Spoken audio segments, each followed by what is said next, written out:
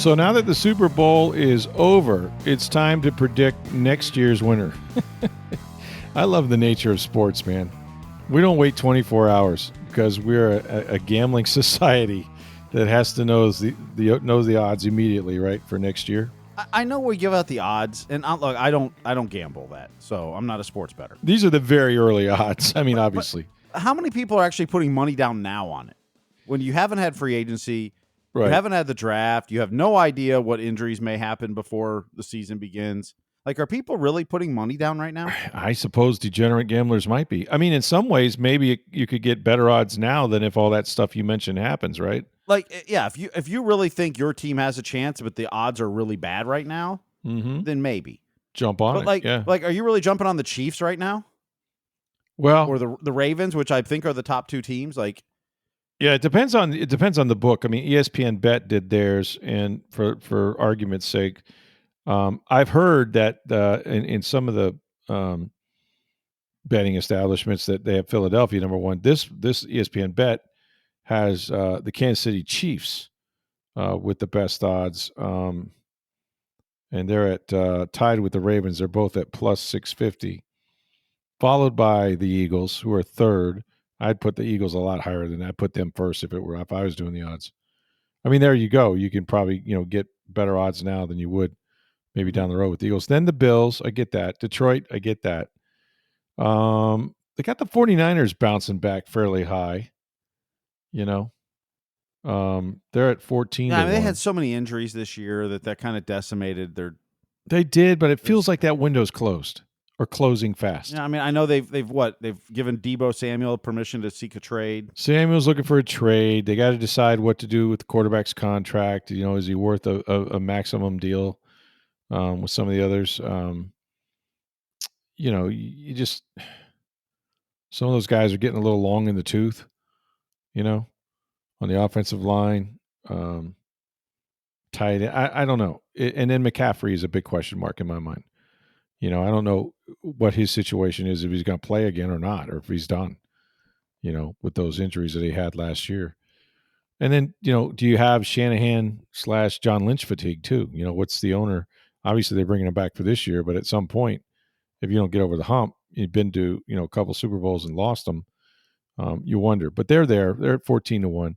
Then your Cincinnati Bengals at 16-1. If Cincinnati, they got to re-sign Trey Hendrickson, who led the NFL in sacks. And T. Higgins. And T. Higgins. And those are enormous contracts. And the Bengals not known for doling out enormous contracts except to Joe Burrow. But, man, I mean, you just think about, what they have on offense and what Joe was able to do with no defense last year and very little protection. If they would get it right, I think Cincinnati could be back in the Super Bowl.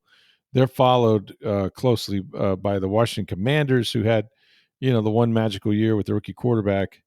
They're 20-1. So is Green Bay. And then the Los Angeles Rams, which, I've heard Matthew Stafford's wife saying, she's not happy about them letting Cooper Kupp go.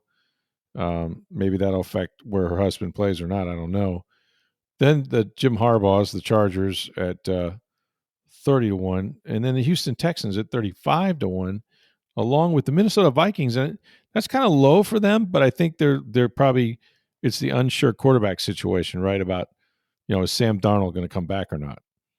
Well, or is it going to be J.J. McCarthy, and then you have no idea what to expect from him? Exactly. So it's unsettled that way. Technically not a rookie because he was on the roster this year, but didn't be play. His first time playing. Yeah. And then tied with the Vikings and the Houston Texans are the Tampa Bay Buccaneers, which, what are they? 1, 2, 3, 4, 5, 6, 7, 8. They're about 12th. And that makes sense, right? There's 12 playoff teams. They did win a division. They weren't the 12th playoff team, but they did win a division, but they lost in the first round. So that puts you in the postseason. I mean, that's about where they finished the season record-wise. Yeah, it really was. It really was. To 14, somewhere in that range. I mean, I don't remember exactly, but yeah. And so it kind of leads to the natural question, which is, we just watched the Super Bowl and saw what Philadelphia, which has, a bunch of young players, and Howie Roseman went out who's their GM now. I mean, Philadelphia, you could argue, is like could be on the cusp of being the next dynasty, right? Because they've been in 2 Super Bowls in 3 years. They've won 2 in the last 8 years, I believe, going back to Nick Foles and Tom Brady. And, it looks like, I mean, no reason to think other than maybe what miles that Saquon Barkley has on his legs. No reason to think that Jalen Hurts isn't going to continue to play at a high level. Those 2 receivers are terrific. The offensive line is the best in football, I think. And their defensive line is incredible, and their defense in general, right? Now they may lose, like I said, Josh Sweat and some others, but you know he's done a great job, getting this team relevant every single year. And for all the people that didn't like Nick Sirianni, how do you like him now? All I know about Nick Sirianni is he kind of fits that city.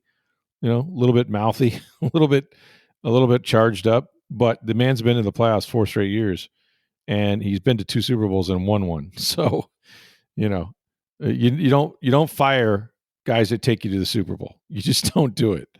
Um, so Well, the fans here try to fire coaches that win divisions. So, well, yeah, that's the thing. Like, if you want to fire a playoff coach, you better make sure you have a playoff coach coming in here because it's hard to win. Get there 4 years in a row or whatever it's been. That consistency is what you're looking for. You want to be relevant. You want to be in the mix every single year. now the Bucs did that with Dungy and got traded for Gruden. And it worked. It worked. It absolutely worked, and that might cause them to think that way again, if they can find the right coach. Now, Dungy, ironically, was their third choice. They were after anybody before they got to Tony. He interviewed 3 times, but it was Spurrier, it was Jimmy Johnson, that sort of thing. And so, and then even for that matter, once they fired Tony Dungy, John Gruden was not at the top of the list. We knew they were already had an agreement with Bill Parcells, and he backed out, and that threw it all into a complete free for all. And actually, Steve Mariucci was offered the GM coach job, and had to think about it. Went to bed one night to sleep on it. When he woke up, he was out of the race, and John Gruden was headed to the Buccaneers for 2 first-rounders, 2 second-rounders, and $8 million. So you snooze, you lose there. But yeah, it's I if I were a GM, I would have a hard time maybe firing somebody that's consistently getting me back into the postseason. But it's a fair question to ask. Like, are the Bucks? I mean, are they a Super Bowl contender? Would you, as we see here right now, do you say, because Todd Bowles said that when he stood up in front of his group last year, and that was before anybody got hurt or anything. He goes, if we're not thinking Super Bowl, I don't know what we're wasting our time. Like, we need to be thinking Super Bowl. And if you talk to the players, that's what they believe they can do. They believe, yeah, we were close 2 years ago, and the game didn't go our way this year, but man, we're right on the cusp. What are they going to say? But still, are they in the mix in the NFC? When you look at those teams that we just talked about, starting with Philadelphia and Detroit and San Francisco and Washington and Green Bay, and the Rams made a run. Are they Minnesota? Are they there? Are they in that conversation? I think they're maybe a playoff team, but again, I think it's just because of the division they play in. But as they're constituted right now, my answer would be no. They're not a Super Bowl team. As of today, I would agree no. Yeah. Now, let's see what they do in free agency and the draft. Because I don't think they're that many pieces away from being a contender. Yeah. But the defense has to be a lot more consistent. Right. Particularly starting with the edge rushers. Yep. And then tell me what your middle linebacker core looks like. Yeah, and that's a big hole. I mean, we know Servassier Dennis should come back healthy. He can play the position. He can play one of those roles. He's good in coverage. We didn't get to see a lot of him because he got hurt so early in the season. But from what we saw, he looks like a player. But that's not enough. You need 2. And even if Levante comes back, what are we talking about here? The guy's going to be 35 years old, right? So you better have somebody on speed dial that can jump in there and play really well. You've got to replace Levante. You may have to do it this year, but regardless, you can't expect him to go out there and play 17 games again. So that's a big hole in the middle of their defense. And then edge. Edge is the whole thing. And it's a position that has sort of bedeviled Jason Light. Like, if I need to draft an offensive lineman, I want Jason Light and only Jason Light to draft him. Like, that dude does not miss on offensive linemen. He really doesn't. Even when you You know? thought he missed on Luke Gedeke because he was playing out of position Yeah, his he rookie moved year. him to left guard, and he's really a right tackle. But when they bounced him back outside, I mean, he played at a Pro Bowl level, and that's no hype. That's true. That's where he rated. Now, he was out 4 weeks with a concussion, but that dude has turned himself into a consistent, like, you know, just sort of a grinder in the run game, and then really good in pass protection too. And him going to right tackle, then that bounced Wirfs to left tackle, who became the only player, I think, in NFL history to make all pro at both right and left tackle. So that's how good he is. So you got the bookend tackles. You've got a young center who I thought was terrific last year, not knowing the pro game, so much to learn with the offense. Yes, he made mistakes, even at critical times in the postseason, and he's got to iron those out. But he looks like a dude, and it's hard to find physical centers that can come off the ball and get to the second level.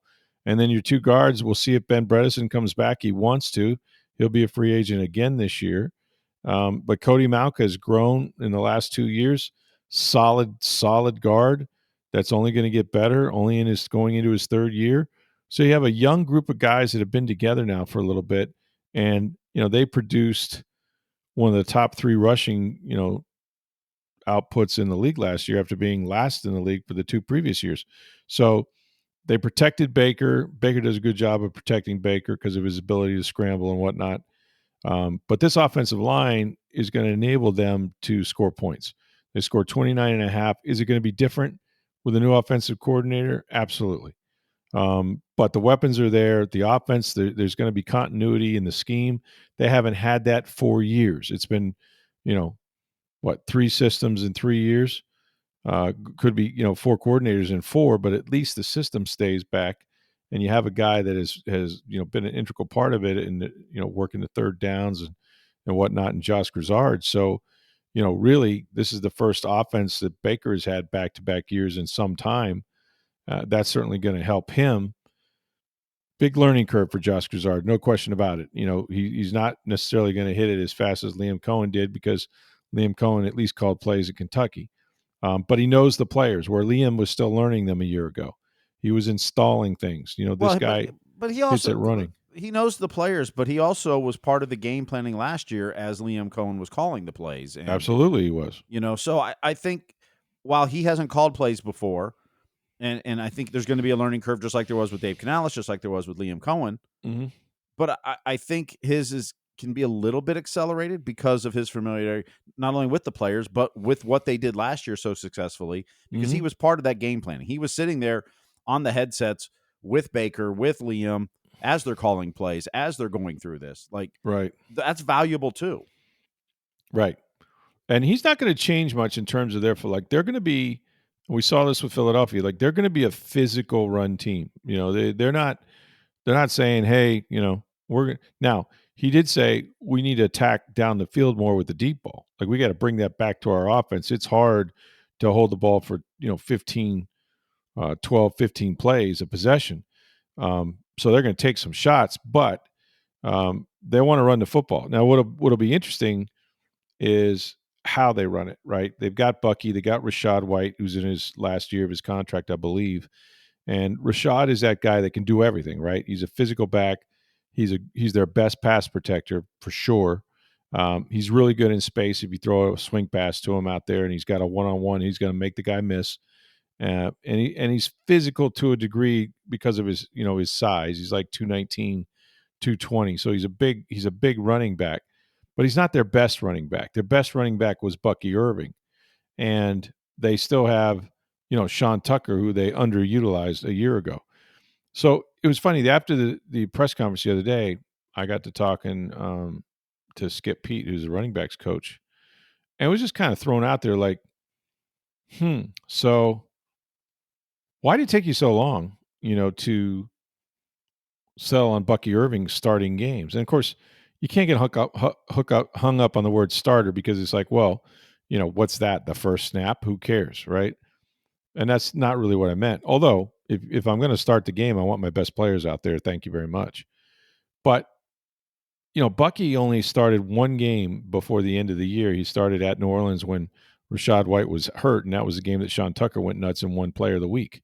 And Bucky had a good game as well. But then Bucky did not start another game till the next to last game of the season against Carolina, and he went off. And furthermore, they didn't give him. I don't think they gave him more than 15 carries in any game until they got to Dallas, which was late December. And then the last 2 weeks he started.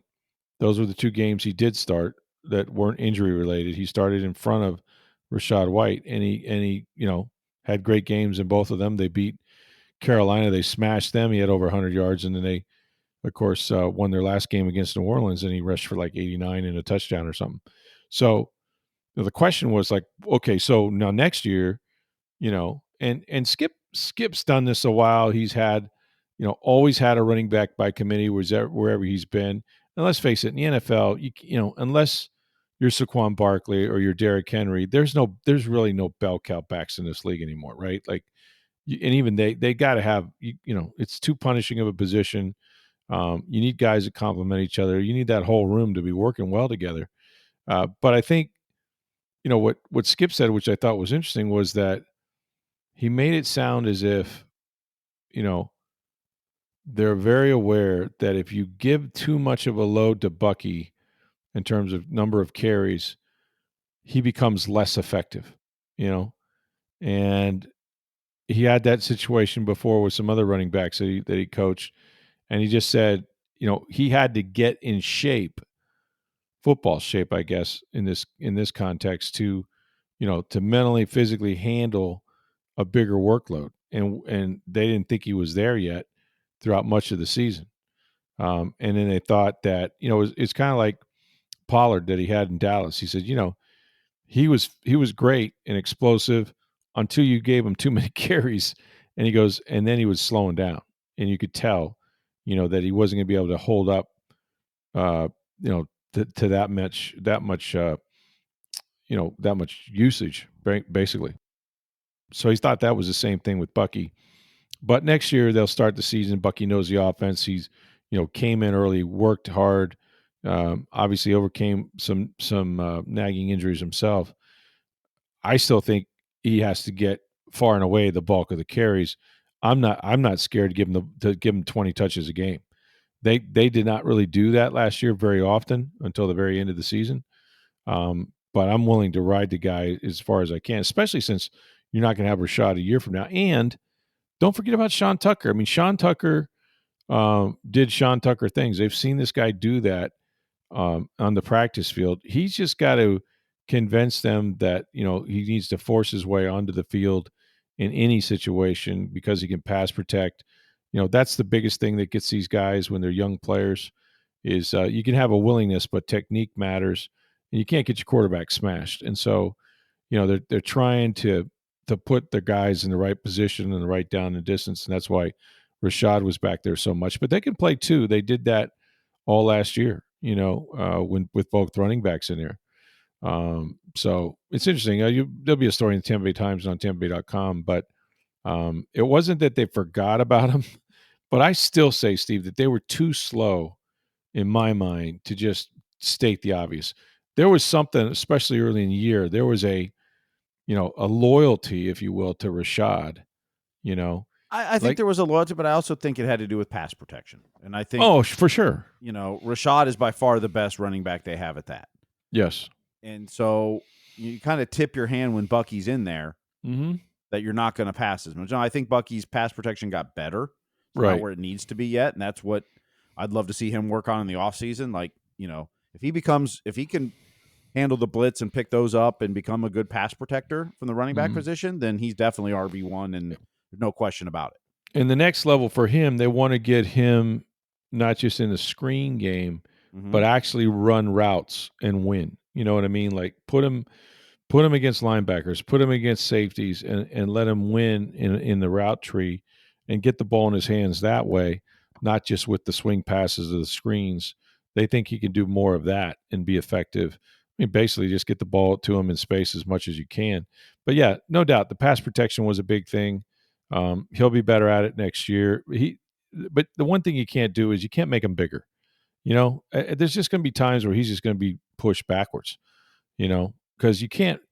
They don't teach the tech, to chop a guy, because a lot of times if you chop a guy, he falls into the legs of the quarterback, and Right. now your quarterback's out for the year. Look, sometimes you're going to get run over, but that's still at times good enough. But you've got to make the right read and get to the right spot. You And have that's to, yes, you early in have the to. season, he was definitely missing some of those, not seeing where the blitz was coming from, and he wasn't in the right gap. Right. Yeah, you got it. I mean, know who to block. even if you know where it is and you get run over, you've still slowed that rusher up a little bit. Mm-hmm.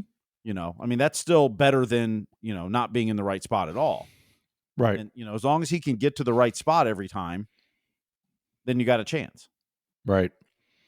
But offensively, look, I mean, they're going to run the football and they're going to be good at it. I think Tucker will have a better role. He's a little bit of a better blocker, but he's got another year under his belt. So they got 3 running backs. They're going to need them all.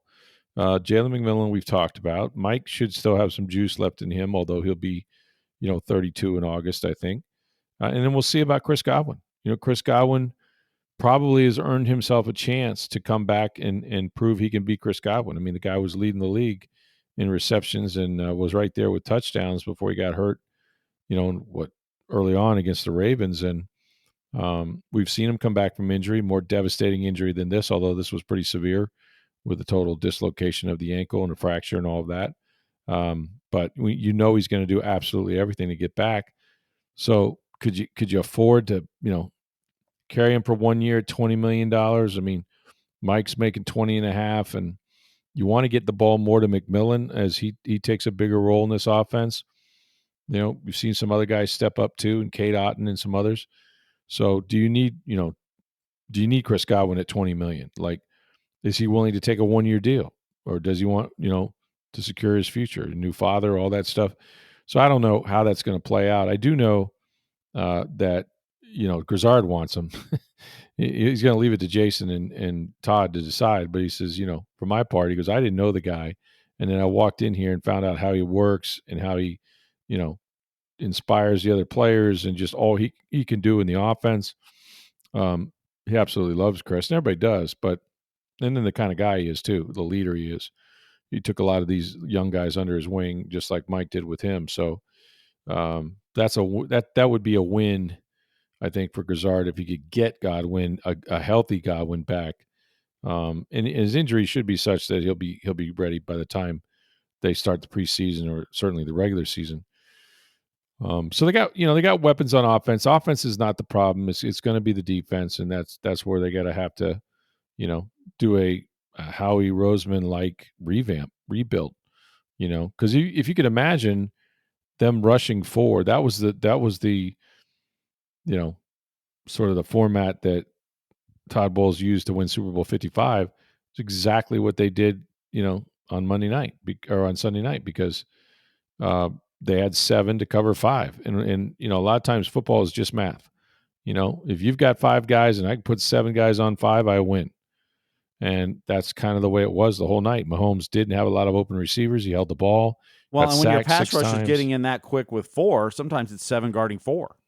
That's true. Yeah, because you're trying to keep guys in. Because a running back, a tight end is staying in. Or chipping, or yeah, exactly. So, yeah, you've got way more players to defend than they have eligible receivers that are out in the route. And he's under siege the way he was, sacked 6 times, fumbled once, 2 interceptions.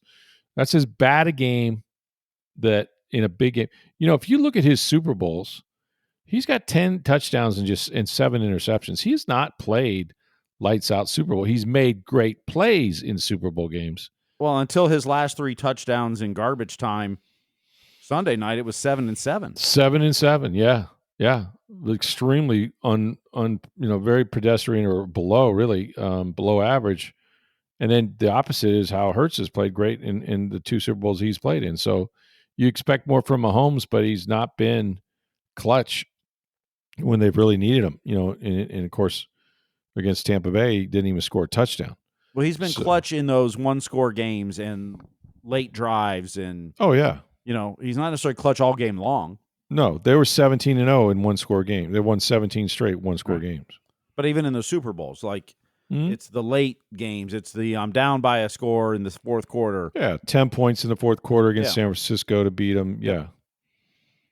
Yeah, That's when he's been clutch. and that's what was unusual. You thought this would come down to a last possession game, and that's where Mahomes would be at his most dangerous. He could never get there. That pick six, you know, to DeJean was, that was pretty much all she wrote at that point. And you're down 24-0. You're just not coming back. Even Tom Brady thought that was too much for them to come back. So, you know, but yeah, the Bucks, they're rated about where they should be. Like a lot of people, and Jason Light keeps receipts and all this stuff. I don't know what they'll be, how many games they'll be picked to win and all this. Like you said, free agency and the draft will determine that. But they've got to get it right. And it's hard. Everybody wants to draft an edge rusher. You know where you don't usually find them? At number 19.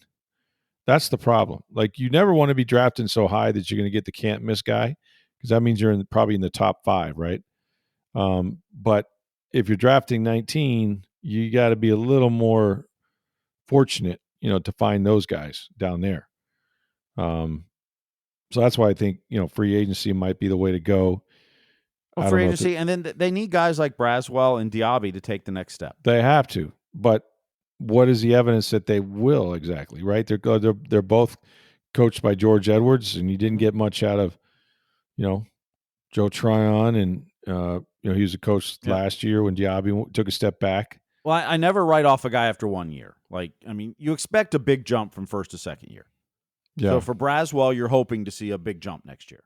That's going to be key. So, he's got to get stronger. Yeah. Some guys just, either they're not strong enough yet. They just adapting to the speed of the game, the talent across the line from you. It's all of that. The technique. routine, all that stuff. I mean, some guys just need that first year. Yep. Before they I don't want to say get it, but kind of get it.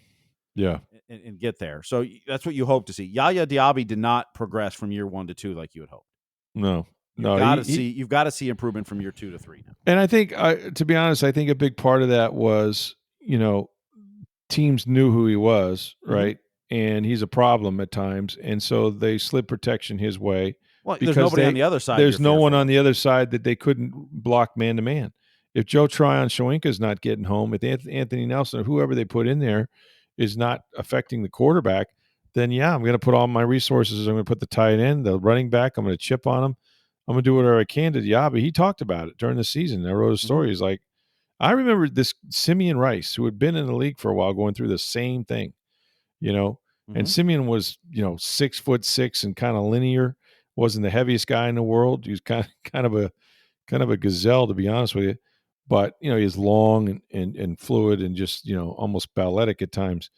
But once, the word was out, and it was out pretty early in his career because he averaged 10 sacks a year for his career, they started running everybody. And he said to me he was like, man, my head's on a swivel. Like, I don't know where it's coming from next. One time it's in my ear.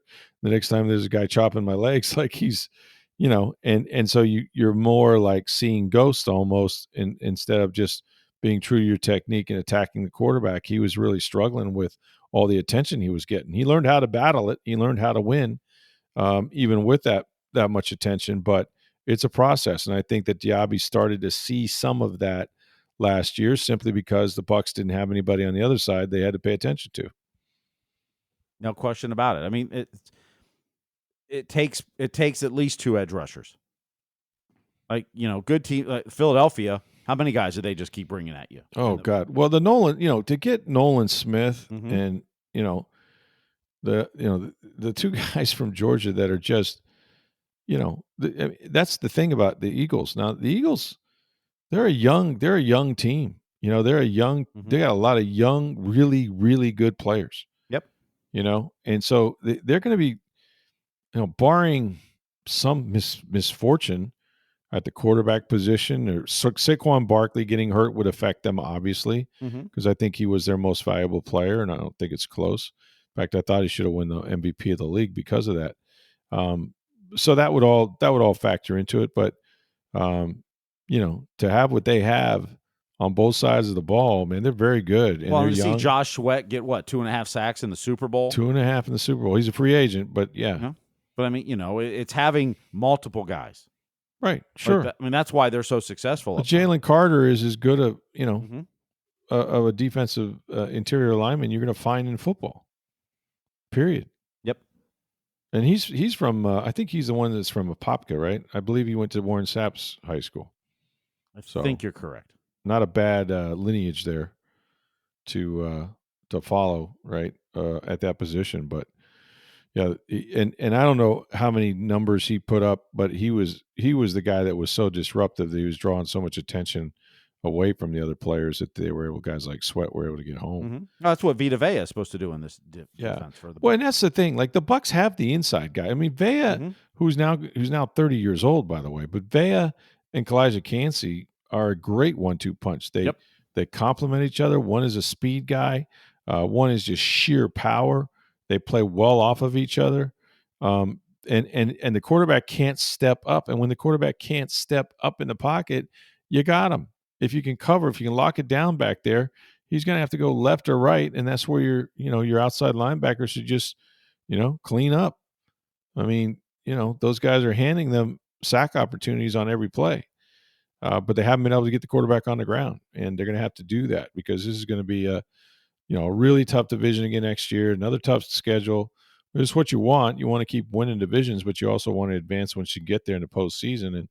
And I didn't think that the Bucks and Philly were that different. I mean, they beat Philly obviously in the regular season, but without their two receivers, so that certainly would have changed things. But having watched Philadelphia in this Super Bowl, I saw something that, like, yeah, I don't. I mean, offensive line they can hang, but they're nowhere close to them on defense, and they're going to have to get better in a hurry. And Todd will do some stuff; he'll dial some stuff up. But that's the thing: the Eagles didn't have to dial anything; they just had to play. Just line up and kick the crap out of the guy in front of you, and that's what they did over and over again. So hats off to them. But yeah, football season, man, it's a marathon, and then it's like, well, that's it. That's a wrap. Like we don't do this again until sometime next August, right? As far as preseason games go and stuff. So it's crazy. Hey, I happened to look at a calendar and I noticed that on Friday it's February 14th, which is Valentine's Day. It always catches me off guard every single year. And I'm not just talking about chocolates, right? Maybe a nice card, flowers. Hey, if you really love your spouse or your girlfriend or your boyfriend, I'm going to tell you where to go. Breitling Boutique. That's right. International Plaza Mall. It's upstairs near the center of the mall. And you talk about just a great Swiss watchmaker. The Breitling company has been in business now for 140 something years. They've been in International Plaza the last 5+ years. And if you're looking for a gift for that special someone, whether you're looking for something for your wife or your girlfriend or maybe your husband or your boyfriend, go to Breitling Boutique. Is he a sports guy? Does he listen to sports? Does he watch the Super Bowl? Did he watch the Buccaneers this year? Well, check this out. Right now, Breitling Boutique has been celebrating the NFL's 104th anniversary, and they've been doing it with these special limited edition of team watches. All 32 teams represented with these beautiful chronomat watches. Each watch designed for the team with their colors as the face of the watch. Then the logo inside. These things are gorgeous. They're spectacular, but they're going fast. And in fact, I couldn't even tell you how many Buccaneer watches they may have at this point if they have them. But maybe you're a fan of one of the other teams. Go in there, check it out. It's Breitling Boutique, and then they've got terrific sports watches for your wife or for your girlfriend. These things are beautiful and durable. If your wife or girlfriend's like mine, she's always on the go, banging around doing stuff, but they can take it, and they have the different colored wristbands, everything you can imagine. It's Breitling Boutique, International Plaza Mall. Get yourself a Valentine's gift for your loved one, and make sure you let them know that you heard about it on Sports Day Tampa Bay. There was a time where there was just a little bit of a lag between the Super Bowl and the start of spring training, and now there's absolutely one day. Well, just wait till It's they add an 18th game and push the Super Bowl back a week. Then pitchers and catchers will report before the Super Bowl. They'll be in camp. Yeah, exactly. So the Rays will be down in Port Charlotte today. I think there's some kind of a news conference around 12:30. I want to say Mark Tompkin. I was listening to him on a radio station. He was talking about holding on to that last little vestige of off season that you got. We're all the same, by the way. And he's going to head down, I think, this morning to Port Charlotte, where he'll be staying, I guess, for the next month or so. That's 6 weeks or so, really. Six, Yeah, 7 weeks. that's right. That's right. And then when they come back, they won't be coming back to the Trop. No, no, no. It's on to Steinbrenner Field. That's going to be a different season I was going to say, is he going to be altogether. getting a place over in Tampa now? Since, No, I mean, I know he lives on the beach. Boo hoo. But he did choose to live there. Yeah, his drive just got probably another 35 to 45 minutes. coming home, not so bad, but going there would be, it's going to Yeah, be. you got to find your way to the parkway there and hop on the interstate 275 and cross that bridge the opposite direction. Everybody used to say, "I'm going to cross the bridge all the way to St. Pete." Wonder how many people from St. Pete will be crossing the bridge over to go see. They do it now for the Buccaneers. Will they do it for the Rays? Yeah, but But Sunday only morning's a little different than, Thursday afternoon. for sure. Except, what if it's raining? Are you going to make the drive if you think you have to sit there and wait for a delay? This is the thing I'm not sure about. Like, that's the one thing I enjoyed about the Trop. There's a lot of things I enjoyed about the Trop. Mm-hmm. It was climate controlled, and in Florida you need that, because if I'm going to get in my car in Lutz and it's going to take me over an hour to get downtown St. Pete, I do want to know that the game is going to start Yep. on time. Well, the good news is, and we were discussing this before we started, is that by the time the rainy season gets here, there ain't going to be many home games. Oh my God. I'm telling you, this is going to. There's no way to say this except it's an unfair advantage. There's no advantage. It's an unfair situation for them Mm-hmm. because they're trying to avoid the heavy rain season, which is not going to be good for anybody, especially the other teams that are coming in here to play them, where you could have rainouts every single night for 2 or 3 hours because of the torrential downpours we get later in the year. But instead, they play a very heavy home schedule the first half of the year, and Yep. buddy. When I say they're gone the second half, they are gone. Let me go through this schedule with you, starting July 4th. Okay. They are at the Twins for 3, at the Tigers for 3, at the Red Sox for 4. 10-game road trip. Then they get the All-Star game for 4 days. They're home against the Orioles and White Sox for 3 each. Then on the road at the Reds for 3, at the Yankees for 4. They come home for 3 games against the Dodgers, and then go to the West Coast for 2 weeks. Oh my God. They're gone for 2 weeks. At the Angels, Mariners, A's, and Giants. Oh my Lord. 12 games. There is 2 off days out there, but for 2 weeks, they're gone to the West Coast. And lucky you played the Dodgers at home during that series. Oh, yeah. Then you come home against the Yankees and Cardinals, 2 against the Yankees, 3 against Cardinals, and then you're back on the road for 3 at the Cleveland and 3 at the Nationals. So from July 4th to August 31st, you have 14 home games. That's it. And how much time? 6. In like 7 weeks, you have 12. 14 home games? Yeah, 12 road games. Let me count this up here. 29 road games. Oh my Lord. Well, it's going to be fun while it lasts, at least early on in the season. Maybe they'll enjoy playing outdoor baseball in Tampa, but after that, man, that second half is brutal, playing that many games on the road. I don't know how you survive that. A lot of it's going to be obviously how good their pitching is, and that's really what gives you some hope this year with the Rays anyway. They may have improved their offense some. You're going to have to get, big years from Josh Lowe and Brandon Lau and, Caminero and all that. But, the normal guys have to hit. Yandy, if he's still here, I would suppose he's here. But then the pitching has to be something that keeps you in the games, because pitching will travel. It doesn't matter where you're playing. If you've got a guy that can go out there on the mound and give you, 5 or 6 good innings, and then turn it over to a bullpen, which should be pretty good, then you have a chance. But man, that's just such a grind that baseball is anyway. And then to be gone as much as they're going to be gone, in July, and there's good reason for it, but it's an unfair advantage for their opponent. It's just not easy to navigate something like that.